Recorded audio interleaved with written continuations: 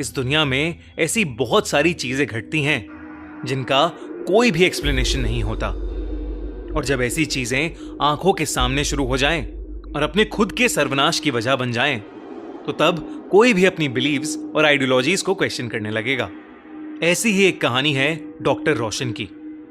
Doctor रोशन एक government द्वारा appointed doctor थे और उनकी ड्यूटी उत्तर प्रदेश के एक छोटे से गांव गंगापुर में लगी थी।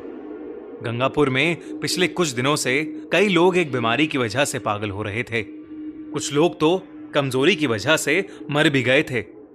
डॉक्टर रोशन को इसी बीमारी के इलाज के लिए गंगापुर भेजा गया था। उस गांव में कदम रखते ही डॉक्टर रोशन ने सीधा उस बीमारी से जूझ रहे एक पेशेंट का चेकअप किया। रोशन ने देखा कि पेशेंट की बॉडी पर अजीब से निशान थे, जैसे किसी ने उसे जोरों से नोचा हो, और उसका शरीर नीला पड़ा हुआ था। साथ ही उसकी नसें इतनी फूली हुई थीं कि जैसे एकदम फटने वाली हों। उस बीमारी से जूझ रहे हर एक पेशेंट के साथ हूबहू ऐसा ही हो रहा था। रोशन को कुछ समझ नहीं आ रहा था, क्योंकि ऐसी बीमारी उसने पहली बार देखी थी। गंगापुर के मुखिया से जब रोशन मिला तो मुखिया ने उसे बताया कि लोगों को कोई बीमारी नहीं हुई है, बल्कि ये एक देवी का श्राप है जो उन्हें लग गया है। उन्होंने कहा कि ये सब कंस्ट्रक्शन वर्कर हैं जिन्हें देवी के मंदिर की मरम्मत का काम मिला था। मरम्मत करते वक्त मंदिर बंद कर दिया गया था और किसी को भी मंदिर में जाने की अनुमति नहीं थी, यहां तक कि मंदिर के पुजारी को भी नहीं। और यहां की मान्यता है कि देवी को खुश रखने के लिए अपने खून का बलिदान देना होता है और उसे चढ़ाना होता है। और जब मंदिर बंद था तो किसी ने भी देवी को खून नहीं चढ़ाया। इसी वजह से देवी क्रोधित हो गई और अब उसके क्रोध का प्रकोप सब पर भारी पड़ रहा है। मुखिया ने कहा कि देवी को जल्द ही किसी की बलि देनी होगी, वरना तब तक वो खुद गंगापुर के लोगों की बलि चढ़ाती रहेगी। मुखिया ने रोशन को फौरन गांव छोड़ने की सलाह दी, पर रोशन एक बहुत ही एजुकेटेड और प्रोग्रेसिव आदमी था। इन सब में बिल्कुल यकीन नहीं करता था। उसे लगा था कि ये सब सदियों से चलती आ रही झूठी बातें हैं।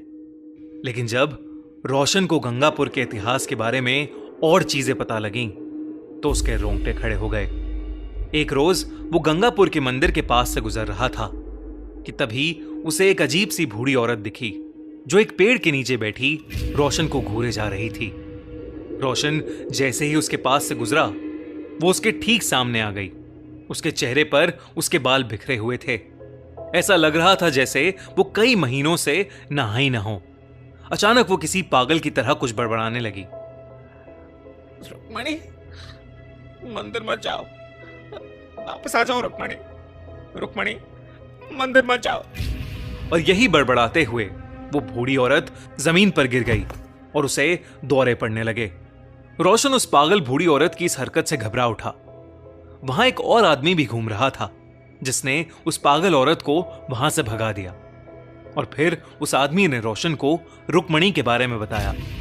उसने कहा कि करीब 2 साल पहले उसी पागल औरत की 16 साल की बेटी घूमते घूमते उस देवी के मंदिर में चली गई, और जब से वो वापस आई तब से ऐसा लगने लगा कि किसी ने उसके ऊपर काला जादू कर दिया हो।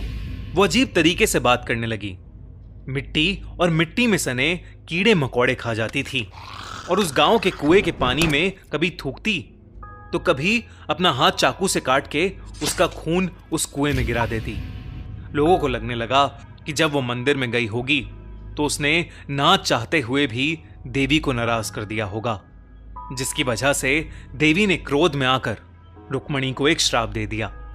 देखते ही देखते रुक्मणी की हालत और बिगड़ने लगी और एक दिन रुक्मणी गांव से गायब हो गई और वो तब से लापता है। उसकी बूढ़ी मां उसके जाने का गम बर्दाश्त नहीं कर पाई और पागल हो गई।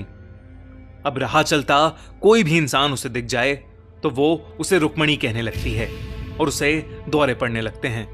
रोशन का एक किस्सा सुनकर दिल बैठ गया, लेकिन फिर भी उसने उस आदमी से पूछा कि क्या वो सच में मानता है कि ये सब देवी के श्राप की वजह से हुआ है।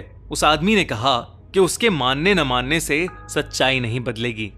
उसने कहा कि पिछले कई सालों से गंगापुर में न जाने कितने लोग गायब हुए हैं और न जाने कितनों की मौतें हुई हैं। कई लोग रुक्मणी की तरह पोजेस्ड भी हो चुके हैं। उस रात रोशन रुक्मणी के बारे में ही सोचे जा रहा था और बड़ी मुश्किल से उसे नींद आई थी। लेकिन आधी रात में अचानक से पानी की टपटप की आवाज से रोशन की नींद खुल गई। उसने देखा कि ऊपर पंखे से कुछ नीचे टपक रहा है। जब रोशन ने ध्यान से देखा तो उसके होश उड़ गए। वो पानी नहीं, खून की बूंदें थीं। रोशन ने देखा कि उसके पूरे कमरे में खून ही खून फैला हुआ था और उस खून में किसी के कदमों के निशान भी थे। उन निशानों को फॉलो करते हुए रोशन अपने घर के बाहर पहुंचा तो उसने देखा कि एक 16-17 साल की लड़की नीचे बैठकर पागलों की तरह मिट्टी और मिट्टी में सने कीड़े खा रही है। उसका शरीर बिल्कुल वैसा ही दिख रहा था जैसे वो उसी बीमारी से जूझ रही हो।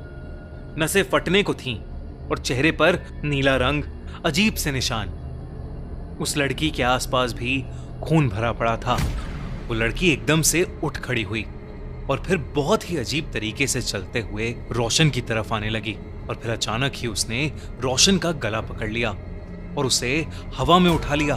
इससे पहले कि रोशन कुछ कर पाता, उस लड़की की आंखें सफेद हो गईं और उसे अजीब से दौरे पड़ने लगे। उसने रोशन का गला छोड़ दिया और रोशन नीचे गिर पड़ा। रोशन के गिरते ही वो लड़की भी बेहोश हो गई। जब रोशन ने उसे चेक किया तो उस लड़की की सांसें नहीं चल रही थीं।